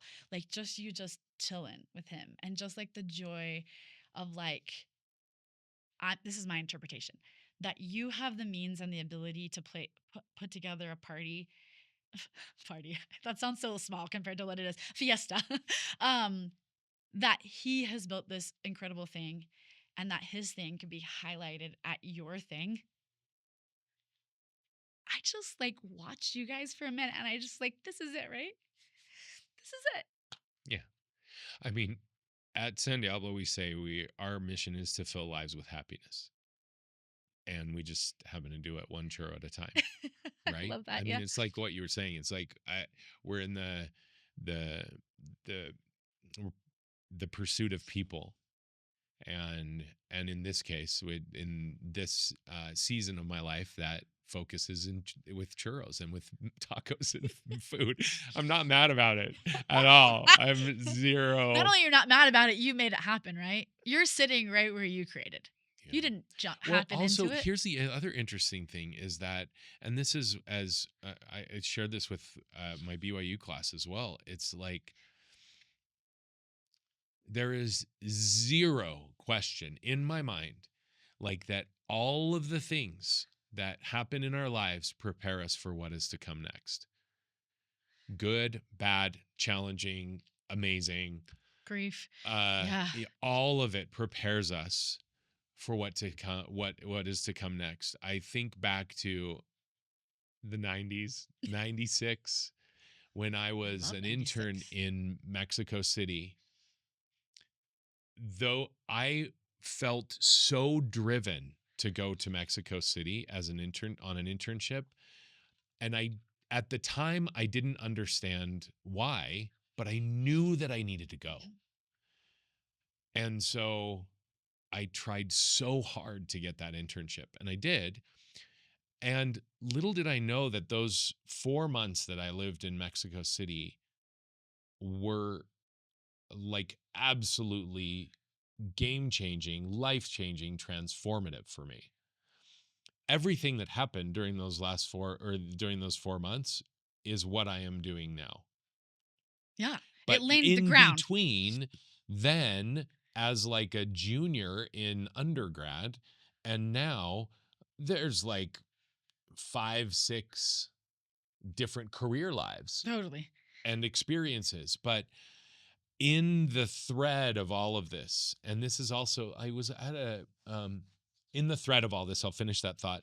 In the thread is that, like, in the pursuit of people and impact and positive difference in the world, like, these things happened to prepare me for what I'm involved in now. Yeah. And I believe that with every single human. Like, the things that happen to us because that is the path that is divinely designed for our personal progress and development. Yeah. I also want to add, because I think like that activating the agency really comes into there though, right? Like Yeah. you have to sort of in the Buddhist term, you have to let go Yeah. of some things, right? Submit. If you grabbed onto everything, you would Yeah. miss, right? Well, so here's an analogy. If we're talking, I mean, we're talking kind of about water with the Yeah, well. yeah. I was on a hike up to Donut Falls with my good friend Dave, and we stopped and we were talking about life, and nature does that. Love it. It's amazing. Touch Um, grass, as the kids yeah, say. ground. Yeah. And so we're up there, beautiful waterfall. It's amazing. And this imagery in my mind came of uh lots of times, like the water was coming down so powerfully. It was like rush, like lots of force and energy coming down. And I feel like oftentimes, and I'll just speak for myself, oftentimes I have wanted to, like, and we do this as humans, religious or non-religious. It's like, where do you see yourself in 5 years? Like, what's your life plan? Like, what do you want to be when you grow up? Like, that's one of the biggest questions we get asked as a little Right. kid, right? And so we're just like constantly thinking about, like, Future what's your focused. plan? What's your plan? Right. And so we think, and I'm like, and my plan has been this and this and this all throughout my life. And I'm like fighting to get to this plan. And I'm fighting and swimming against this current because this is my plan. Totally. And then, but this waterfall and the power and the force and this amazing energy is God's plan. And as soon as I, like you said, let go and release and allow myself to get in this current, this beautiful current, all of a sudden, and not be so fixated on where I think things should be, but allow God's plan to work in me and allow myself into this current. And then he's going to take me to like vistas and like crazy adventures like I would have never ever imagined. And that's been the case Yeah. with my life. And I think, like, actually, if you ask anyone at the end of their life, has your life turned out the way that you thought it was going to be? Like, no one says yes. 0 people say yes. Yeah. Because we think we know. And then I kind of feel like sometimes, like, we take our plan to God, or we like start doing our plan, and God's like, that's cute. It's a cute little plan. Here's your plan. And so as soon as you get on board with this, like, it's going to be liberating and freeing. That's like submitting to the will of God is the most liberating thing. It's like what you said, even with Buddha's teaching. I mean, that is a truth. Yeah. It's like, let go and just let the divine current work in you? Yeah, I studied Buddhism for a little while, and because I needed more than anybody, like in my life, a letting go of like what either people, things, I kept thinking I'm on this alternate path. I missed the boat. I'm not doing the thing that I was divinely meant to do. Mm, This messaging that I was giving myself was really grinding. It was like a grief, but it mm. wasn't like a healthy grief. Like I knew because I've done like really good healthy grieving. And studying Buddhism, there was this just Feel this like I'm good overall, at healthy grieving. yeah, there was this That's great. really loud concept. If you've learned Buddhism at all, at the very beginning they talk about the cup, like emptying of a cup so Mm, you can fill it, right? mm, My cup was so full of so many stories I told myself, and I feel like you said, like part of letting go is like not necessarily like we've talked a lot about activating agency. We're both like people who just like make it happen, and part of my lesson that God's teaching me in my life is like because I'll just go and do, I sometimes just crash through life, and God's like, I've got a plan you can certainly do. But sometimes he has to slam doors in my face, like real hard, like no's for me to like really. And the older I get, the more I don't need them so loudly slammed or so hard slammed. Like your sensitivities I'm more sensitive, increase. like Yeah. God's being like, if you open that door, it will be successful. I mean, I feel really lucky and blessed that like if I go and do something, it's probably gonna do good. I will do good in that. But God's just like, is I'm gonna shut that door because if you walk through it, like there's other things. This is kind of the concept that I hope more people like own, inhabit, whatever. Like there isn't really this Mm, right or wrong. You're supposed to don't as much as you just said, like also there's a divine purpose. Like I think that we could do a better job of sort of letting go of so many of these things and sort of like flowing like the river and like mm. listening and and investing in people. Well, and I think also what comes to mind too with that is expectations. Mm, Like I think we place expectations on ourselves, we place expectations on God, or we place expectations on others, and we do a really good job of that. And to all of our detriment.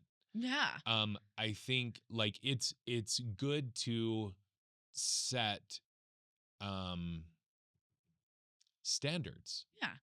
and like I'm thinking about like company culture or whatever, Growth religious goals culture or or yeah. whatever it is that you're involved in, community even culture, like, and as Americans we have like that's a like we'll say Patriotism. that's Yeah, yeah. American, we do this, and that's what an American is, like all of those things. And those are great, those are characteristics that we aspire to, and that's amazing to have those aspiring things. Yeah. How we get there is where there's the rub, right? I mean, it's like And how we that's treat people on our way getting there. yeah, and that's where to me my role needs to be cheering people on in their journey of progress, Yeah. because like in the Book of Mormon it talks about mourning with those that mourn, giving comfort that those that need comfort. It doesn't say solving the problems of those that need Fixing things. and fixing. It says mourn. And I remember specifically a friend of mine, like I was going through a tough time, and we just like wept together. And um, and he didn't try to solve my issues, which there's plenty of, right? He didn't try to solve any of my problems. It was just like, let's just be sad together. And ultimately that then evolved into this like, I'm here for you, you're stronger than you think you are, Mm. God loves you. Like it just like naturally evolves into that sort of conversation. I've said this a few times, but what we gift people when we don't fix them, when we sit with them and next to them, is that they're capable, Yeah, yeah, right? yeah, yeah, That's the gift we give them, which is the gift that we take away yeah, from people yeah, when we do the opposite, right? yeah. Yeah. Okay, I have two last questions. Okay. One, if you were going to start a company, a business, from scratch today, Again. yeah, Okay. because you've learned a lot in your building and starting and building, starting and building, starting, right? Like, Yeah. what are some foundational pieces and things that you would?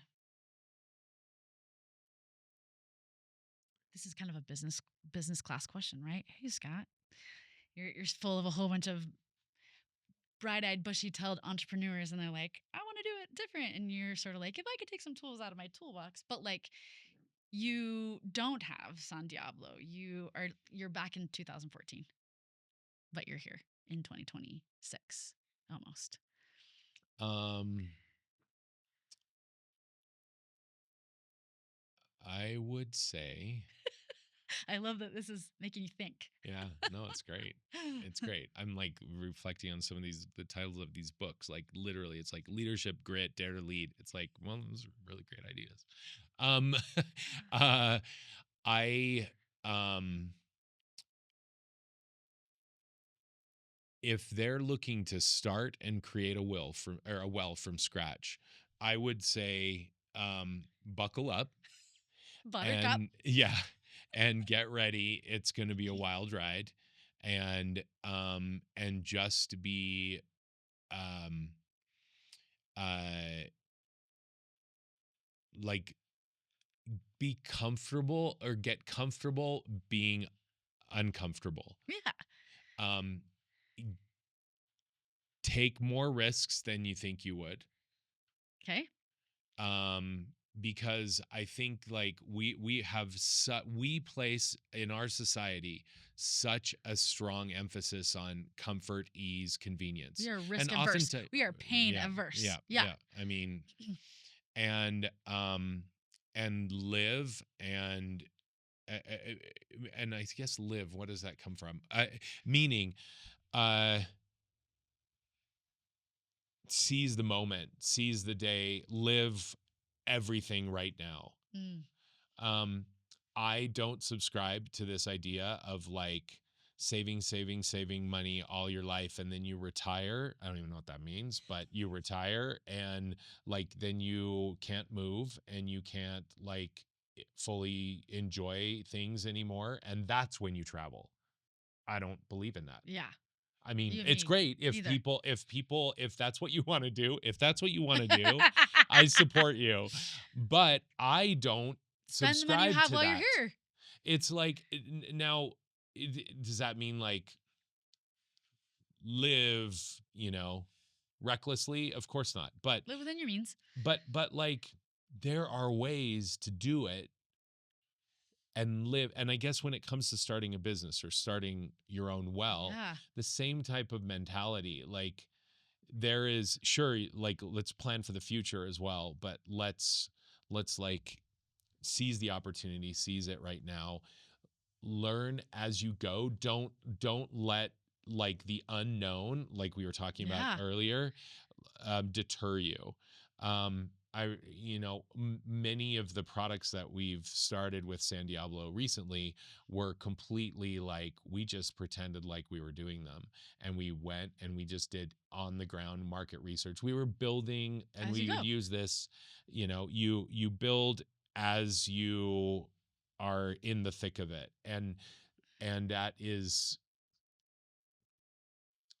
it's tough and it can be really unnerving for a lot of people. Um, uh, to me, it's really exciting and like energizing because I'm like, we're finding it out. And do we know the answer? No, that's why we're going.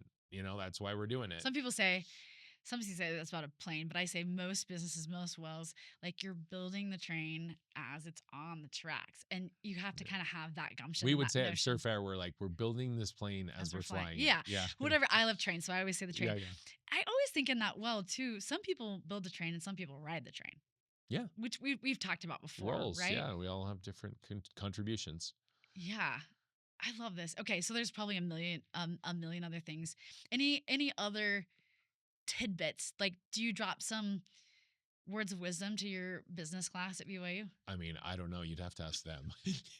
They're like, I bet you do. You um, do some exercises that help them sort of see where they are, where they came from, and where they could potentially be, right? One of those is yeah. called Yeah, we actually have our final is a very atypical final. It's more of like a personal development activity. yeah. We're actually drawing, and they are creating their own masterpiece of their own tree of life. Essentially, it's an activity that I was introduced to over the last maybe 10 years, and where you draw the lower half of the roots of the tree. It's called roots down, rise up, and you draw the roots of the tree. And all of these, there's kind of a different exercise. There's 5 different roots and how these have influenced the point in time where you're at right now. Yeah.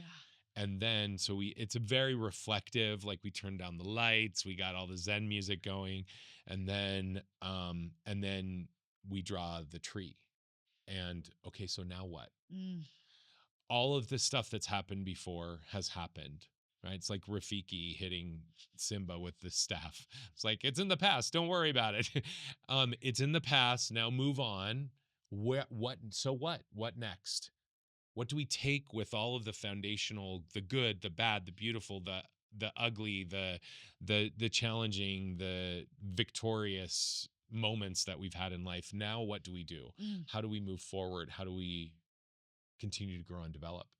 And so that's the rise up, right? And so then each one of the branches of the tree has different significance, and we kind of walk through this introspective activity that can, hopefully, the intent is to give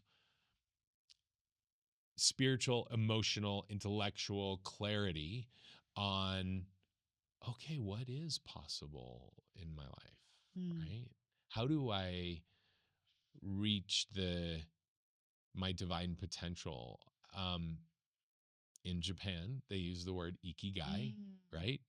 My reason for being, or loosely translated. There's probably a couple different ways, but the reason why is Kylee here now at this place Mm. and time? Like, what unique, beautiful, amazing contributions, impact can you have on others, and on yourself? Mm. And so how, like, anyway, it's one of my favorite activities that I wish I would have had when I was in my early 20s, Me too. to help guide the process. I had many other wonderful things and mentors and teachers and resources that had helped me, but I think that there's, as we continue to learn other methodologies and models and things, and sometimes they resonate and sometimes they don't. And then we give them back to the people so Yeah. that okay, so what if I told you we did roots and rising and here we are. So we Yeah. started where you started. Yeah. Um so what? No, that's my question. So So now what? yeah, Scott. And maybe the frame of that is if you could plant some seeds today that would grow into the trees in the future, what would those be? I mean, I just want people to feel God's love. I mean, that's what's the most important thing to me. And the vehicle in which I do it is not important. Mm. Um, right now, that is churros and tacos. and and will that continue? Sure. Maybe. Yes. No. I don't know. yeah. And I'm okay Mm. not knowing. Hmm. For now, and I can envision lots with all of that. Um, with both of those, ultimately, it doesn't matter to me. I just want my life to be used up in helping other people feel the love that I've felt as a son of God and as a brother of Jesus. Oh yeah. Okay. My last question I ask everybody is what does belonging mean to you? I mean, how could it not mean anything more than love? Yeah. Right? I think it's just it's